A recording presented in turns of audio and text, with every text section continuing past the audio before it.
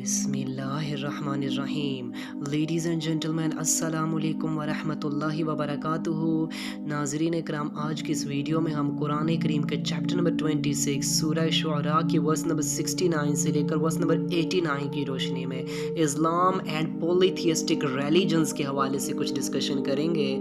आप सबसे गुजारिश है कि अगर आपको हमारा मैसेज पसंद आए तो हमारे इस पैगाम को अपनी कम्युनिटी के दीगर अफराद तक भी शेयर कीजिए और इस कार खैर में हमारा साथ दीजिए।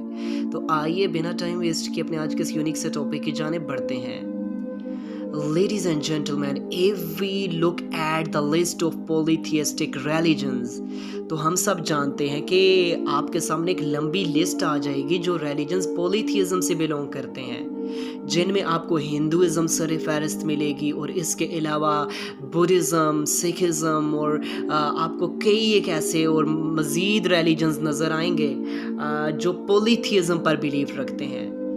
इससे मुराद ये होता है कि मोर देन वन गॉड का कॉन्सेप्ट अल्लाह ताला के साथ दीगर किसी भी टाइप ऑफ स्टाफ को, चाहे वो आइडल्स हैं, चाहे वो सन है, चाहे वो मून है, चाहे वो स्टोन्स हैं, चाहे वो ट्रीज़ हैं, किसी को भी अल्लाह ताला के साथ शरीक ठहराया तो वो चीज़ पॉलीथियज्म में शामिल की जाती है।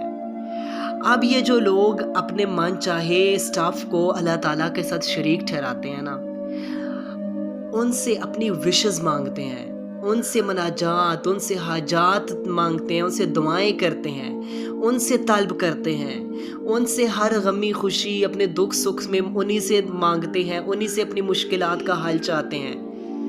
तो इन्हीं सब के हवाले से, इनकी साइकी के हवाले से आज हम प्रोफेट इब्राहिम की स्टोरी से ही, उनकी लाइफ से ही यहाँ पर डिस्कस करेंगे, जो बिल्कुल साइकोलॉजिकल पॉइंट ऑफ व्यूज़ होंगे, जो आपके लिए समझने में आसानी होगी।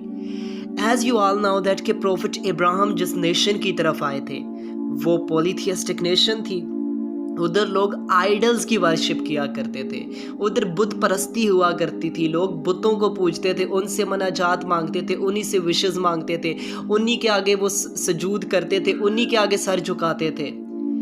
जब प्रोफेट इब्राहिम ने देखा तो कहा कि ये तो एक रिलीजियसली, एथिकली और साइकोलॉजिकल तौर पर भी ये किस किस्म के लोग हैं। देखिए किस किस्म का बिलीफ सिस्टम कर लिया है कि ये खुद ही इन आइडल्स को बनाते हैं, अपने हाथों से इन्हें तराशते हैं, अपने हाथ से इन्हें बनाते हैं और ख़ुद फिर इन्हीं से मांगते हैं।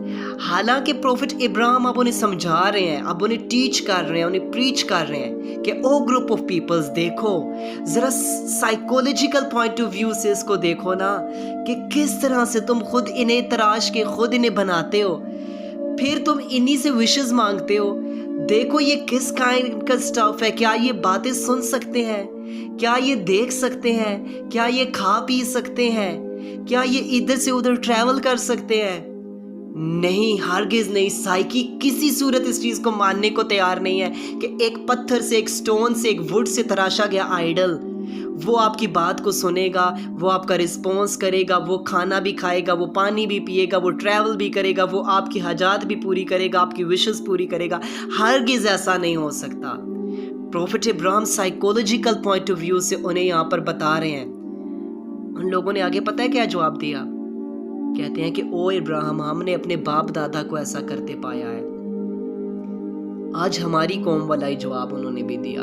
आज देखें ना, आज हमारे यहाँ कोई इररेलेवेंट काइंड ऑफ कल्चर्स, कोई इररेलेवेंट काइंड ऑफ ट्रेडिशंस जो होते हैं ना, आप अपनी गमी खुशी में देखें शादी, ब्याह, फोतकियाँ और इसके अलावा आप और भी काफ़ी कस्टम, काफ़ी हमारे जो कल्चर्स हैं आप देखें, जो बिल्कुल आप देखें कि हम जिधर इस्लाम की धज्जियाँ उड़ा के रख देते हैं। हमारे शादी ब्याह के मौके पे ऐसी रसूमात हैं, हमारी फोतकियों पे ऐसी ऐसी रसूमात अब की जाती हैं जिनका इस्लाम के साथ सिरे से कोई लेना नहीं होता। वो लोग पता है क्या कहते हैं? कहते हैं हमारे तो ख़ानदान वाले भी ऐसा करते हैं, हमारे तो बाप दादा भी ऐसा करते थे। तो प्रोफेट इब्राहिम की नेशन ने भी ऐसा कहा था। प्रोफेट इब्राहिम उन्हें फरमा रहे हैं, उनसे कह रहे हैं कि बेशक उस रब की इबादत करो जिसने तुम्हें पैदा किया है, उस गॉड को मानो, अल्लाह ताला को। बेशक अल्लाह ताला ने तुम्हें पैदा किया है, वही तुम्हारे नफ़ा नुकसान का मालिक है, उसके साथ शरीक ना ठहराओ। बेशक शिर्क गुनाह अजीम है, एक बहुत बड़ा गुनाह है, बहुत बड़ा गुनाह है जो तुम इमेजिन नहीं कर सकते। अल्लाह ताला ही सारी कायनात के ख़जाने उसी के हाथ में है। उसी से अपनी विशेस मांगो। बेशक वही हमें खिलाता है, वही हमें पिलाता है, वही हमारे नफ़ा नुकसान का मालिक है। उसी ने हमें इस दुनिया में भेजा है, वही हमें मौत देगा, मौत के बाद फिर वही हमें ज़िंदा करेगा और अपने हुजूर पेश करेगा। बेशक उस रब को पहचानो, मालिक हकीकी को पहचानो और उसी की इबादत करो, उसी से अपनी हाजात मांगो, उसी से अपनी सारे मुश्किलात का हल तलब करो। और इसके बाद प्रॉफिट इब्राहिम कुछ दुआ भी कर रहे हैं अपने लिए, लोगों के लिए, कौम के लिए, अपने बाप के लिए।